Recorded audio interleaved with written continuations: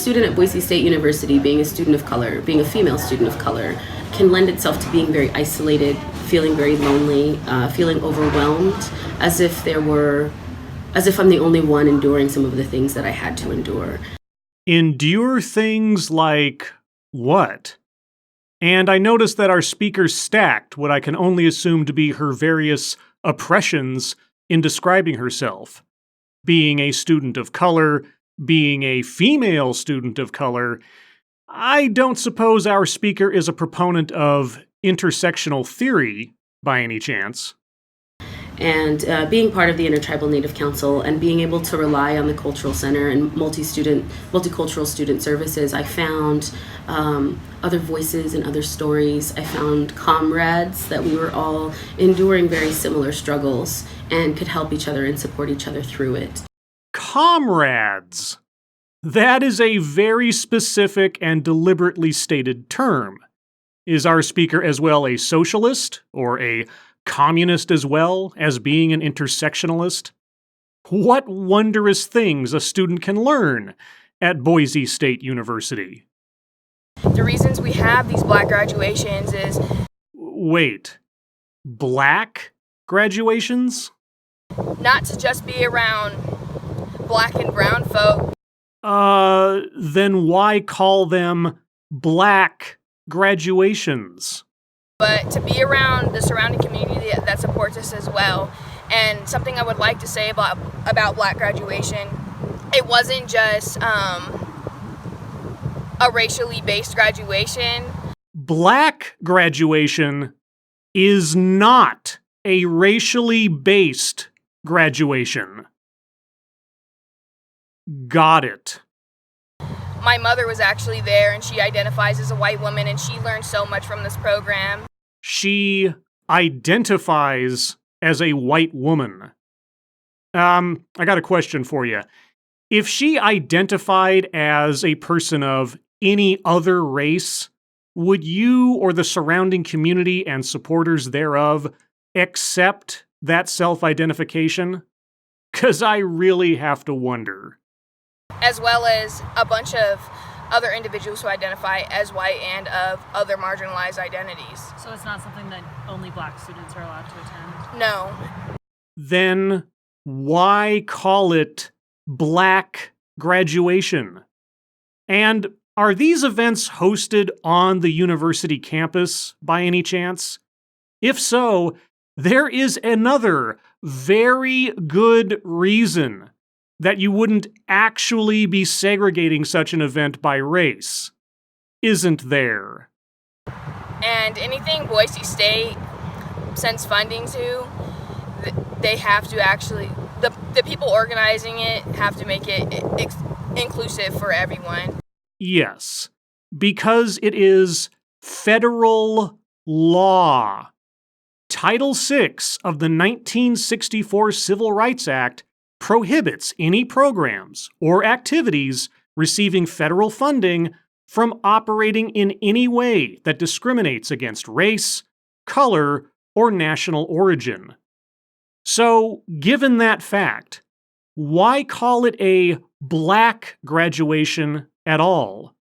Unless your only intention is to send a message to everyone else that, even though you can attend, this event is not for you unless you are of the appropriate skin color. And for those that are having a little bit of trouble and are criticizing the programs that they have never attended. Have they never attended because the very name of the event makes it fairly clear that they would not be made welcome, perhaps? I would encourage them to look at Boise State's shared values of diversity and inclusion. Shared values of diversity and inclusion by holding Black graduation, an event that is not racially based, but where people who identify as white or identify as other races can still attend, so long as they are there as supporters of students based purely on the student's race.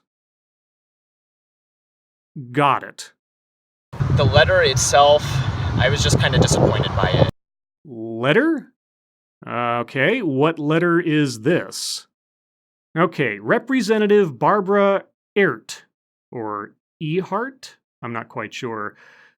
Dear President Trump. Well, that is an unfortunate last name, given the times. All right. I recently read a newsletter sent on June 4th, 2019, by BSU Interim President Martin Schimpf concerning Boise State's latest diversity, equality, and inclusion initiatives. Though I know this letter was not sent by you personally, it was disconcerting for many reasons, primarily because Boise State University is an Idaho school and as such should reflect Idaho values. I have serious concerns regarding Schimpf's approach.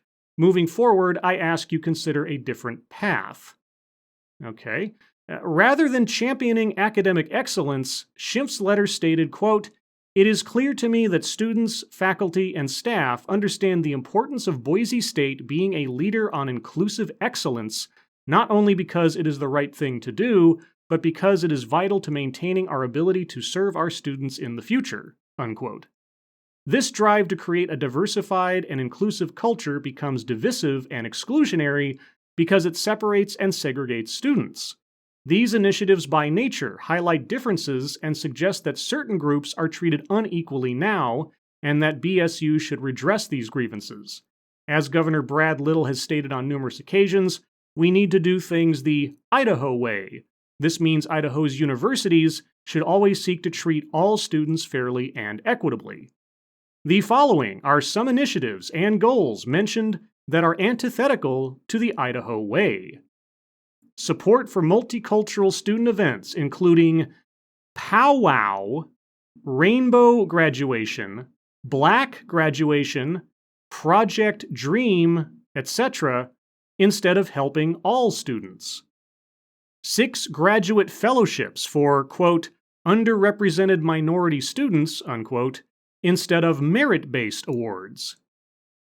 A gender-based violence community coordinated response team instead of letting the police handle the matter. A gender-based equity center proposal for funding to provide LGBTQIA+ focused sexual misconduct prevention and response programming. A system that spends valuable time assessing the proper use of names and pronouns versus educational pursuits that lead to a career. Revisions to the university's search committee training curriculum to include a section on identifying and addressing implicit bias in hiring decisions. A graduate school preparation course only for underrepresented students rather than all students. Okay, I'm going to stop there. And I'm reading this letter live in the sense that I'm recording it live. The representative writing this letter, Barbara Ehart, however you say it, she's not wrong. I mean, these are student and, college resources being set aside explicitly for particular groups and subsections of students based on race or orientation or nationality. I'm not quite sure how they get away with this without violating federal law as a result. So, I too would be curious to find out the outcome of this complaint. And just a note, this was not a letter only sent by that single representative. It was co-signed by 26 other representatives. Now, I don't know the political affiliation of all these representatives. Maybe they are all staunch far-right conservatives or something, and this is a political play, but all the same, according to Title VI of the Civil Rights Act of 1964, if you receive federal money, you cannot have programs or activities that discriminate on the basis of race and ethnicity and color. So, I'm not sure how the university is getting away with that by having these explicitly discriminatory and divisive programs going on at their campus. We have a lot of students here and a lot of different programs that really include everyone and make this campus a better place to be. Yes, by law, they have to include everyone. But if you see an event called powwow, or rainbow graduation, or black graduation, and if you are neither Native American, or gay, or black, does it sound like an event that you would, or implicitly should, attend? It would seem to me that function is meant to follow form here, and the form is segregation by event title. And I would invite, just like Ryan did, I would invite the legislators to check out some of these programs, to look at our shared values on diversity and inclusion, because these programs are, they really help everybody. And yeah, so I was a little disappointed by it. Well, I would advise the student body president to attend a civil rights history class at some point, though preferably not one offered at Boise State, and then come back and tell the rest of us what happens when you start giving preferential treatment and start allocating resources to people based on race, or orientation, or ethnicity in everything but the fine print. So it's not something that only black students are allowed to attend? No. Because holding an event called Black Graduation sends a very, very clear message. Some are welcome and celebrated because of their skin color. The rest are only guests because of their skin color. And if you think that embodies Boise State's values of diversity and inclusion, then yours is a generation doomed to repeat history, and not to learn from it. As always, thank you for watching.